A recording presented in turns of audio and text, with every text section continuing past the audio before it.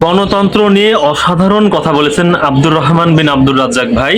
কথাগুলো শুনুন, সত্যি ভালো লাগবে কথাগুলো শুনে।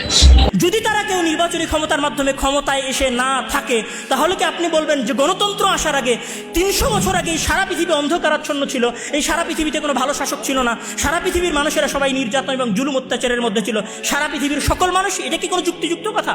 যদি এটা যুক্তিযুক্ত কথা না হয়, তাহলে অবশ্যই আমাদের কাছে অপশন আছে যে আমরা গণতন্ত্রের বাইরে অন্য কোনো অপশনের দিকে যাব।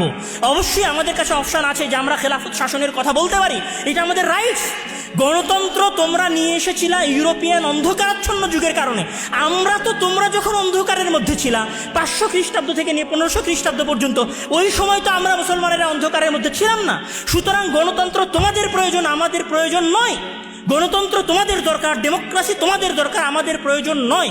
ডেমোক্রেসি তোমাদের প্রয়োজন হওয়ার পরে তোমরা বাস্তবায়ন করেছো, এখনও ডেমোক্রেসি তোমাদের এক্সপেরিমেন্টাল যুগ পার করছে। আমেরিকা এবং ব্রিটেনের মতো উন্নত দেশে যদি ডেমোক্রেসিতে সমস্যা থেকে থাকে, তাহলে আমাদের দেশের মতো অল্প আয়ের স্বল্প আয়ের মানুষদের জন্য আসলে ডেমোক্রেসি কতটুকু যায়? গণতন্ত্রকে প্রশ্ন করা শেখেন চোখ বন্ধ করে। একমাত্র সমাধান কোনোদিনই পৃথিবীর ইতিহাসে ডেমোক্রেসি ছিল না, আজও নয়, ভবিষ্যতেও হবে না।